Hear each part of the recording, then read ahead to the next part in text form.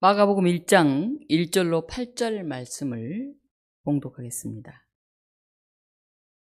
하나님의 아들 예수 그리스도의 복음의 시작이라. 선지자 이사야의 글에 보라 내가 내 사자를 내 앞에 보내노니 그가 내 길을 준비하리라. 광야에서 외치는 자의 소리가 있어 이르되 너희는 주의 길을 준비하라. 그의 오실 길을 곧게 하라. 기록된 것과 같이 세례 요한이 광야에 이르러 죄 사함을 받게 하는 회개의 세례를 전파하니 온 유대 지방과 예루살렘 사람이 다 나아가 자기 죄를 자복하고 요단강에서 그에게 세례를 받더라. 요한은 낙타 털옷을 입고 허리에 가죽들을 띠고 메뚜기와 석청을 먹더라. 그가 전파하여 이르되 나보다 능력 많으신 이가 내 뒤에 오시나니 나는 굽혀 그의 신발끈을 풀기도 감당하지 못하겠노라. 나는 너희에게 물로 세례를 베풀었거니와 그는 너희에게 성령으로 세례를 베푸시리라. 아멘. 이 본문 말씀을 가지고 예수 그리스도의 복음이라는 제목으로 하나님 말씀 증거하겠습니다. 대림절을 맞이하면 우리는 추리, 포인세티와 화분 등 성탄 장식들을 하게 됩니다. 어제 오후까지 장식을 하고 있는데 60대 중반의 한 부부가 우리 교회를 방문하셨습니다. 우리 옛 교우들이셨는데 그분이 그렇게 말씀을 하셨습니다. 여기 민중교회를 위해서 늘 기도하고 있습니다. 너무 와보고 싶었습니다. 아마 우리 교회의 처음 이름이 민중교회였는데 그 초창기에 교회를 섬겼던 이 권사님 부부는 독립문교회라는 현 이름보다는 민중교회라는 이름이 저에게 훨씬 더 익숙합니다. 그렇게 얘기하면서 사진 한 장을 내밀었습니다. 거기 보니까 우리 신서영 권사님 얼굴도 있었습니다. 이곳에 교회를 세우고 지역 주민을 섬기셨던 초대 목사님 이야기를 하면서 그때 교회 건축하느라 참 고생 많이 하셨지요 라고 이 80년대 초중반 그 한 30여 년 전의 시절을 회상하셨습니다. 이 높은 산동네에 지금보다 훨씬 열악하고 가난한 동네에 민중교회를 세우신 서목사님의 뜻이 있었으리라 생각합니다. 권사님이 오랜만에 교회 왔는데 참 교회가 깨끗하고 아름다워졌네요. 교인들은 많이 늘었어요? 라고 물으셨습니다. 지금은 노원구에 있는 교회를 섬기고 있는데 젊은 시절 땀 흘려 섬겼던 이 교회를 잊지 않고 늘 기도해 왔다는 것입니다. 그래서 이분은 지나갈 때면은 교회 한번 들려야지 하다가 교회를 찾아왔노라고 말씀을 하셨습니다. 대림절 둘째 주일을 맞이하면서 우리는 모두 이전 세대를 기리는 그런 겸손함을 간직해야 합니다. 예수님은 그의 길을 예비해 줄 그런 사람이 필요했습니다. 오늘 우리가 이 자리에 있기까지 앞서 터를 닦은 선구자들이 있습니다. 하지만 후대 사람들은 다른 사람들이 그들의 이 일을 위해 길을 예비했다고 하는 그런 사실을 좀처럼 인정하려고 하지 않습니다. 어떤 일을 맡게 되었을 때 대부분 사람들은 전임자가 일을 잘 못했다, 정리가 잘 안 돼 있다, 인수인계가 잘 안 됐다 이렇게 생각하면서 전임자에 대해 이런저런 불만을 하게 됩니다. 그리고 새로 맡은 자신이 무엇인가 새로운 일, 대단한 일을 하게 될 것이라고 그렇게 생각하곤 합니다. 그러나 앞서간 사람들의 수고에 의해서 오늘 우리가 이곳에 있음을 기억해야 합니다. 오늘 400여 년간에 나타난 선지자 세례 요한이 대단한 자신의 어떤 것을 드러낸 것이 아니라 주의 길을 준비하라. 나는 그의 신들매를 풀기도 감당치 못할 사람이다. 그렇게 고백을 했습니다.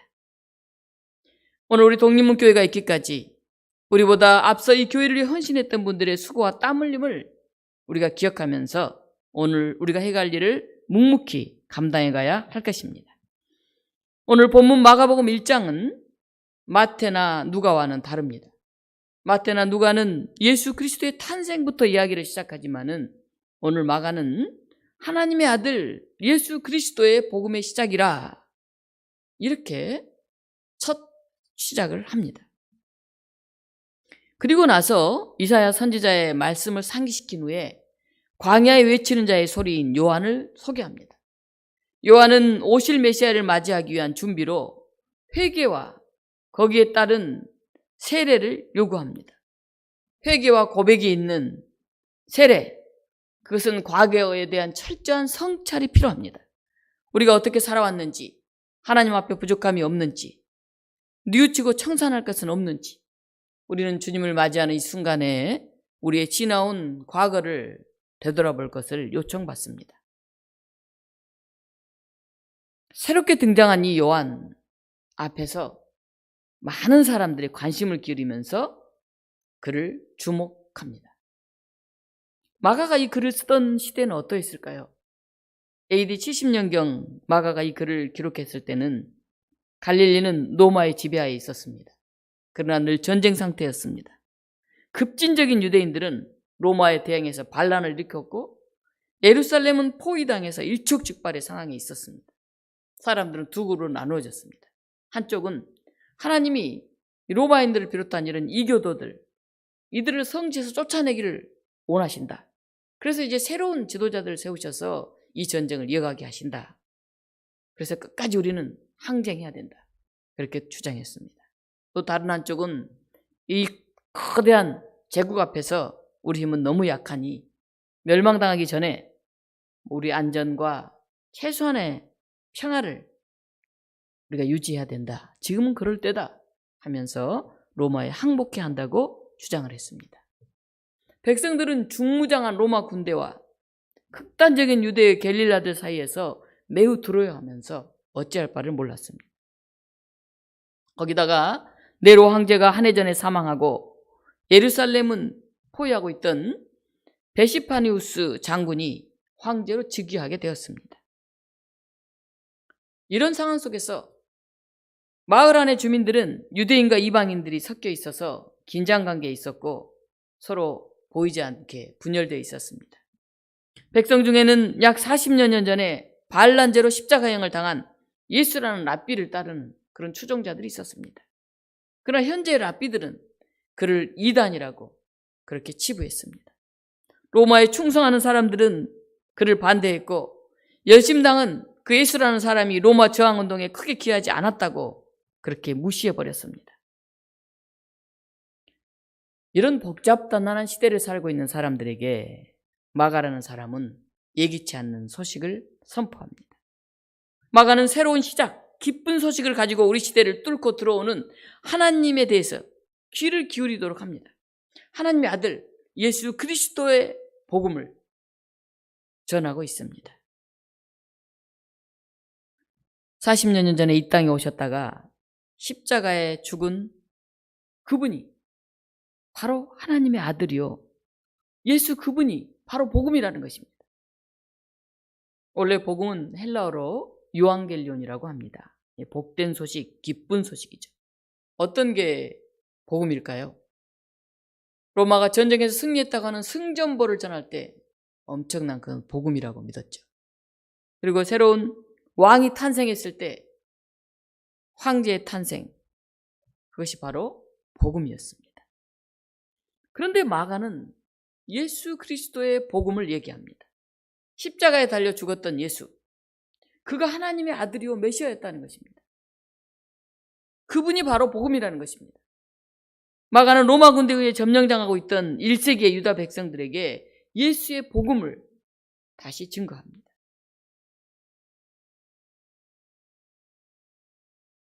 이 세상을 다스릴 힘이 있고 권세가 있는 로마 황제와 같은 그런 엄청난 소식이 복음이 아니라 십자가와 죽음, 그리고 그것을 넘어서는 부활, 그 예수 그리스도, 그분이 바로 복음이라고 마가는 이야기합니다. 영국의 개간 시인 알프레드 테니스가 82세에 쓴 참나무라고 하는 시가 있습니다. 그런 인생을 달관할 듯한 그 나이에 자기의 삶을 되돌아보면서 이렇게 시를 썼습니다. 젊거나 늙거나 저기도 참나무같이 내 삶을 살아라. 봄에는 싱싱한 황금빛으로 빛나며 여름에는 무성하고 그리고 나서 가을이 오면 다시 더욱 더 맑은 황금빛이 되고 마침내 잎사귀 모두 떨어지면 보라, 줄기와 가지로 나목되어 선 저 발가벗은 심은. 무성한 잎사귀의 열매를 가진 그 나무를 말하는 것이 아니라 줄기와 가지만 남은 벌거벗은 나목된 그 나무의 힘을 이 테니스는 노래했던 것입니다.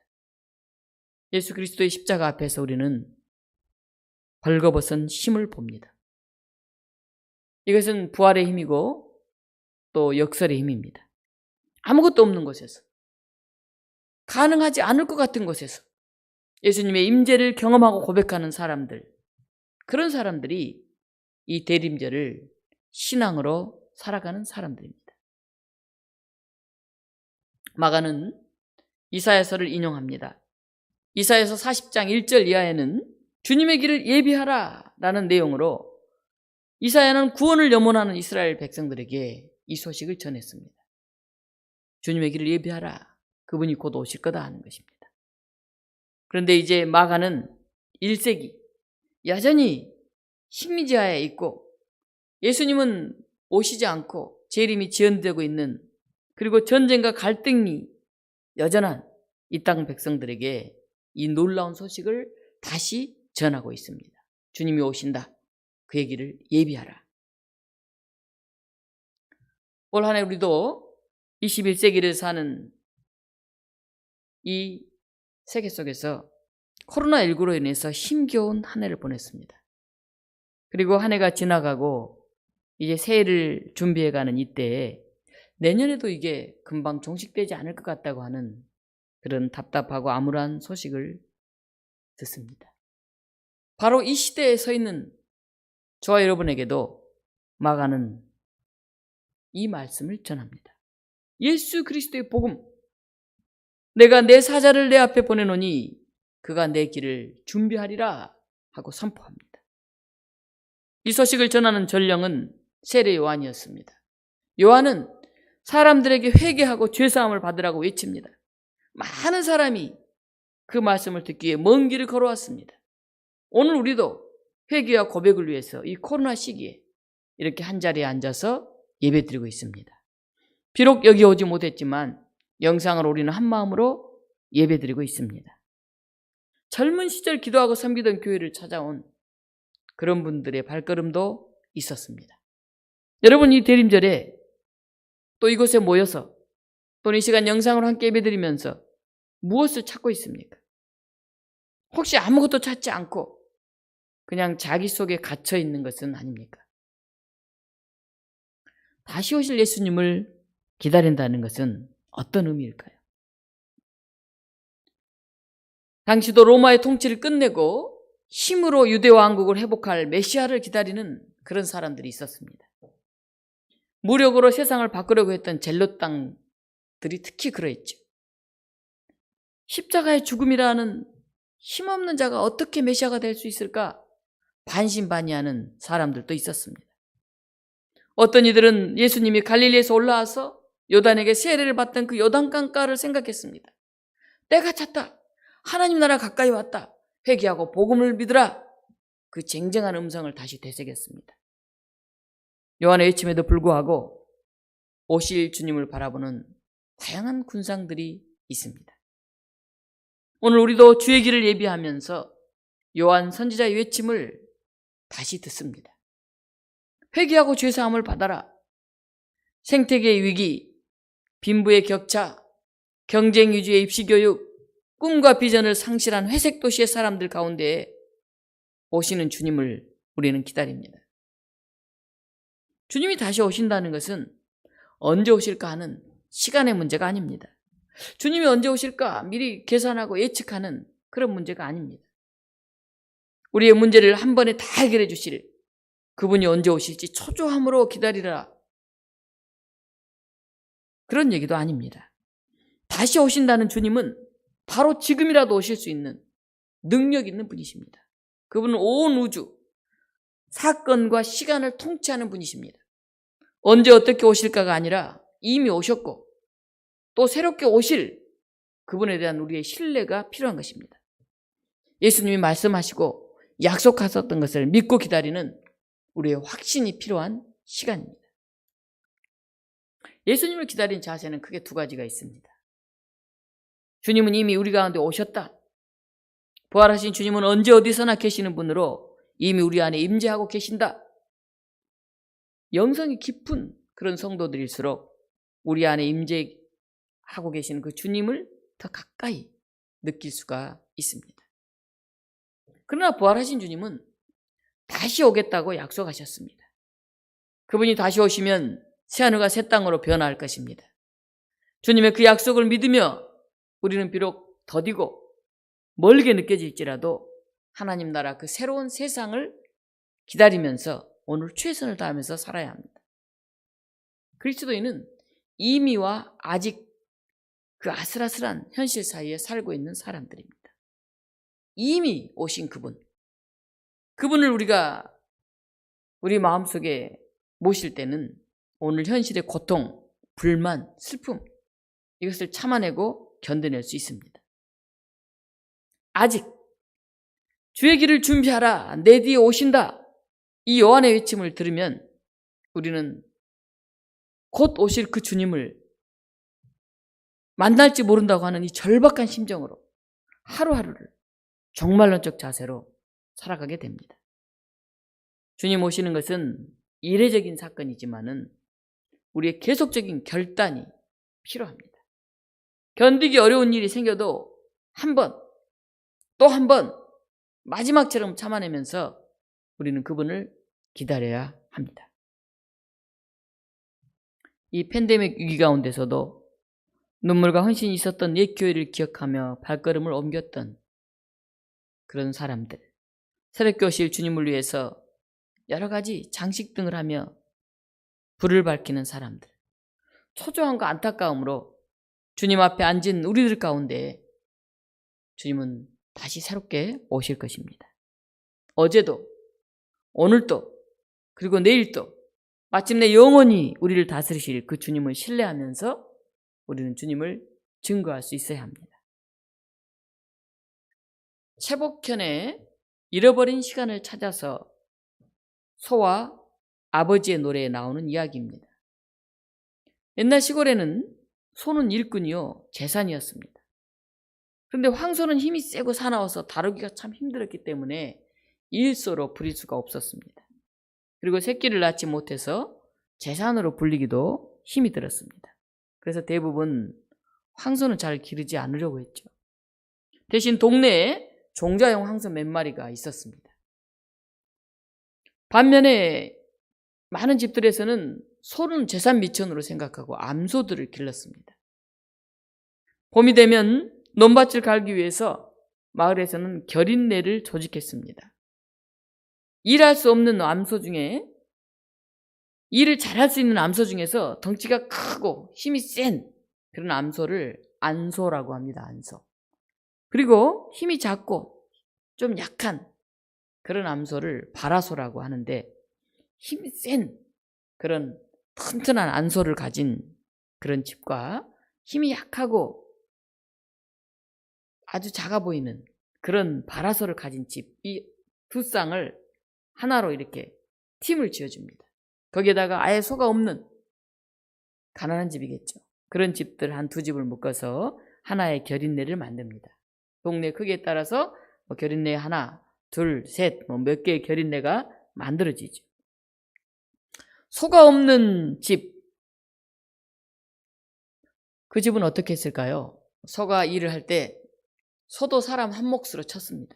그래서 소를 내보낸 사람은 이제 그 소를 통해서 사람들이 가지만 소를 내보내지 못하고 사람을 파견할 때는 소 대신 한 사람을 더 파견을 해야 됐습니다. 그래서 공평하게 이 결인내 안에 사람들이 서로 소외감을 느끼지 않으면서 논밭을 가는 그런 시간들을 가졌습니다. 그런데 비탈에 있는 밭들은 굉장히 경사가 심해서 소 한 마리가 가려고 하면 힘이 딸려요. 쟁기를 끌어가기에. 그리고 혼자 균형을 못 잡아서 이렇게 비틀거리거나 넘어지기도 쉽습니다. 그래서 이런 밭은 소 두 마리를 묶어가지고 이 쟁기를 끌도록 그렇게 했습니다.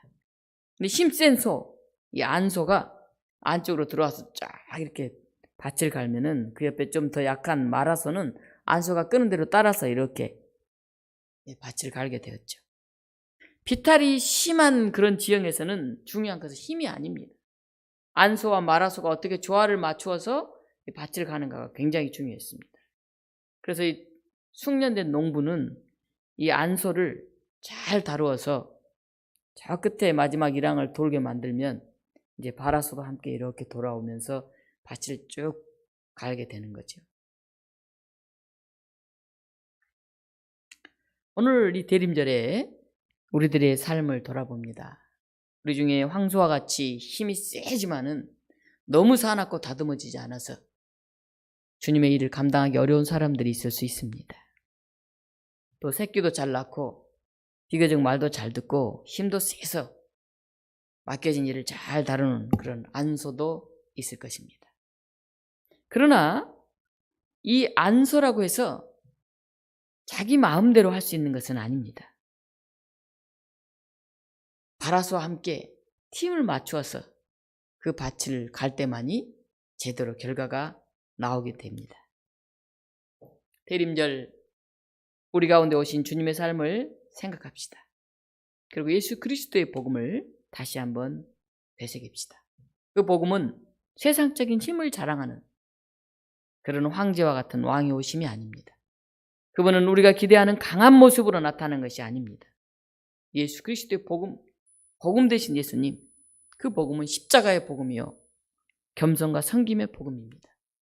마침내 하나님의 공의가 실현되고 말 그런 부활의 복음입니다. 순자는 수신이라고 하는 장에서 이런 이야기를 했습니다. 좋은 농부는 홍수가 나도 가뭄이 들어도 밭갈이를 그치지 않는다. 좋은 장사꾼은 손해를 본다 해도 가게 문을 닫지 않는다. 훌륭한 선비는 가난하더라도 도에 게으르지 않는다. 순자는 농부, 장사꾼, 선비의 비유를 들면서 변함없는 삶의 신실한 자세를 이야기하고 있습니다. 그렇다면 오늘 우리는 어떨까요? 좋은 신앙인은 코로나 시대에 여러 가지 어려운 상황이 오더라도 다음은 여러분들이 채워가시기 바랍니다.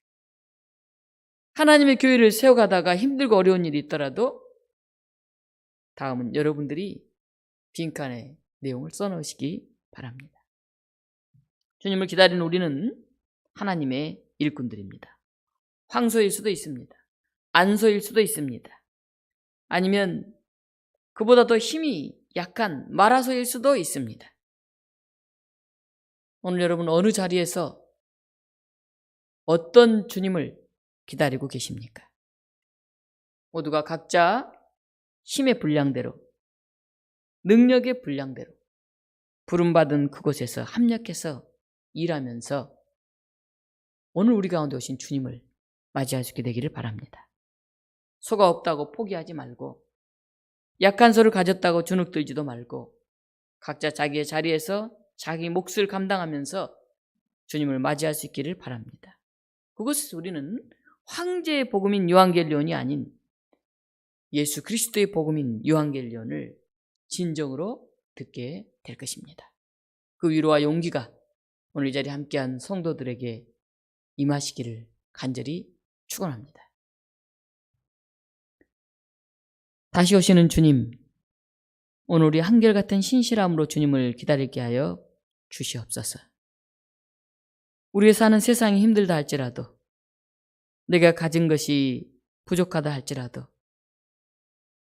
어떤 처지와 형편에서도 주님 오시는 그 발자국 소리를 들으며 오늘 설레임과 감격을 가지고 우리의 선 자리를 성찰할 수 있는 저희들이 되게 하여 주시옵소서.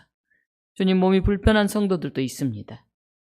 새로운 시작을 준비하고 있는 학생들도 있습니다. 여러모로 삶의 자리에서 예수가 있는 교우들의 삶이 있습니다.